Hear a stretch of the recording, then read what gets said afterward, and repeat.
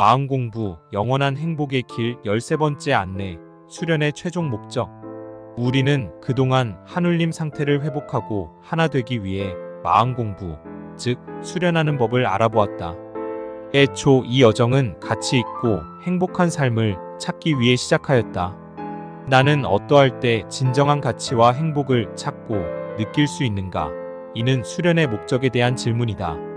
수련의 최종 목적은 개인적 차원과 사회적 차원으로 나눌 수 있으며, 먼저 개인적인 목적을 살펴보자. 수련의 개인적 목적은 육신의 속박에서 벗어나 본래 성령 한울림 상태를 온전히 회복하는 데 있다. 무력과 나쁜 습관에 젖은 육신관념을 씻고 내 마음을 본래 상태로 바꾸어 계속 함양하는 것이다. 이처럼 육신관념을 본래 성령으로 바꾸는 것을 이신안성이라 한다. 이렇게 새로워진 다음엔 수심정기 방법에 따라 효, 재, 온, 공의 마음을 어린 아기 보호하듯 하고 늘 조용하고 잠잠하여 성내는 마음이 나지 않게 하며 항상 깨어있어 어둡고 어리석음이 없도록 노력한다. 이렇게 이신안성과 수심정기로 새로워진 마음을 계속 심화시킬 때 육신을 바르게 사용할 수 있다. 이를 통해 내 삶을 한울림에 맞게 살며 원하는 것을 이루고 행복을 누리는 것이 수련의 개인적 목적이다. 육신관념을 씻어내는 과정엔 적잖은 고통이 따른다. 이는 계속 육신관념으로 살다 보니 본래의 마음인 줄 알고 차마 쉽게 버리거나 벗어나지 못하기 때문이다. 그래서 수련으로 무력을 씻어낼 때는 마치 자기를 버리는 것 같은 고통과 갈등, 심지어 혼란을 느낀다. 왠지 자존심이 상하고 화가 나며 도저히 받아들여지지 않아 무척 괴롭고 힘든 상태를 경험할 것이다. 이때 수련자는 마음을 이러지도 저러지도 못하고 그간 확신했던 생각과 가치관이 흔들림을 경험한다. 이는 공부가 진전되면서 내 삶이 기존의 마음으로는 감당 못하는 단계로 발전하기 때문에 생기는 일이다. 이때는 어떻게 해야 하는가?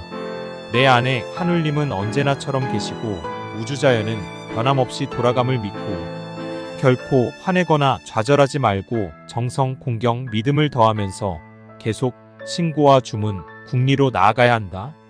그러면 고비를 넘길 수 있으며 보다 넓고 깊고 굳세어진 자신을 발견하게 될 것이다. 그리고 이로 인해 내 삶이 더욱 밝아지고 원활하고 충실해지는 것을 경험하게 된다. 이렇게 보면 이신안성은 자기 혁신을 해나가는 일종의 창조적 파괴의 과정이다. 그런데 이러한 단련은 마음공부 수준이 높아질수록 그 강도가 더해질 것이다. 하지만 이 역시 한울림 상태 회복을 위해선 피할 수 없는, 아니 공부가 진행되는 반갑고 감사한 일이다. 공부 과정에서 시험에 부딪히면 우선 마음을 덤덤히 가지면서 온 힘을 다해 마음을 낮추는 데 집중한다. 그러면서 한울림의 은덕과 뜻을 미처 헤아리지 못한 점은 없는지 참회 반성하면서 자신을 자세히 살핀다. 마음 쓰는 데서, 즉 생각하고 말하고 행하는 데서 모나고 작고 좁고 경직되며 부족하거나 지나치며 의존적이고 성숙하지 못한 면은 없었는지 깊이 반성하면서 나 자신에게서 원인과 답을 찾는 데 집중한다. 이때는 새로운 나로 변하는 과정이므로 마음을 훨씬 넓고 깊으며 담대하고 굳건하게 갖는 게 중요하다. 성인과 현인, 주변 수련인들의 좋은 말씀과 글도 도움이 될 것이다. 이렇게 자신을 낮추고 살피면서 진실하게 참회 반성하면 다시 깨달음을 얻어 고비를 넘길 수 있다. 수련을 해나갈수록 내 안의 한울림 상태를 자꾸 회복하여 더욱 맑고 밝고 지혜로우며 주체적으로 된다. 그런데 공부 수준이 높아지면서 변화와 발전을 겪게 되는데 이것이 처음엔 괴로움으로 다가오는 것이다. 때로는 마음 공부 과정에서 겪는 이러한 괴로움과 변화가 힘들거나 두렵게 느껴지기도 할 것이다. 하지만 내 안에 한울림은 항상 계시며 우주자연도 변함없이 돌아가고 있음을 믿고 계속 나아가야 한다. 이렇게 나아가다 보면 수련 과정에서 괴로움은 계속 생기는 것이구나. 아직 나에게 육신관념이 많은 모양이다. 괴로워하거나 피하려 해선 안 되겠다는 생각이 들 것이다. 이 신안성의 과정에서 겪게 되는 괴로움에서 점차 초연해지고 벗어나기 시작하는 것이다. 그러다가 점차 이 괴로움은 나를 찾는 소중한 계기이구나, 감사히 받아야겠다는 생각까지 갖게 된다. 이 정도만 돼도 공부가 많이 된 것이다. 이렇게 계속 나아가면 어느 순간 괴로움은 곧 즐거움이구나. 정해진 괴로움이란 없는 것이구나. 괴로움으로 알면 괴로움이고 즐거움으로 알면 즐거움이구나. 무엇보다 정성을 지극히 하는 마음에는 즐겁지 않은 것이 없는 것이구나. 이것이 영원한 행복을 찾는 유일한 길이구나. 이제 이런 마음으로 살아야겠다고 불현듯 깨달을 것이다. 바로 이때 육신관념, 유한한 육신 위주 삶에서 벗어나 무한한 성령의 세계로 본격 들어가기 시작한다. 이 경지에 이르면 어떤 역경 속에서도 자기 역할을 원활히 하는 진정한 행복인이자 능력자가 될 수 있다. 여기서 자기 본래를 찾기 위해 수련하는 사람이라면 먼저 괴로움을 즐거움으로 알아야 함을 알 수 있다. 사실 이 세상에서 육신을 갖고 다른 사람들과 함께 살아가는 이상 괴로운 일과 문제가 없을 수 없다. 그런데 이때 해답은 다른 곳이 아니라 바로 내 마음과 내 안의 하늘님에게서 찾아야 한다. 마음 공부로 내 안의 하늘님과 통해 답을 찾는 동시에 괴로움을 즐거움으로 하는 마음이 되어야 한다. 이렇게 계속 나아가 근심과 질병, 고통이 없는 성령 하늘님 상태를 온전히 회복하면 육신을 가지고 이 세상을 살아가면서도 괴로움을 즐거움으로 알아 스스로 영원한 행복을 누리게 된다. 세상의 온갖 험하고 괴로움, 슬픔 속에서도 마음으로 즐거울 수 있다면 이것이 바로 영원한 행복의 길이다. 이처럼 일체의 육신관념을 씻고 하늘님과 하나 되면 생과 사를 넘어 영원한 생명과 행복을 누릴 것이다. 다음으로 수련의 사회적인 목적을 생각해보자. 사람은 남자 또는 여자로 태어난다. 사람은 불완전하며 남녀가 조화를 이룰 때 비로소 완전해진다. 혼자서는 자손을 낳을 수도 의식주를 해결하기도 어렵다.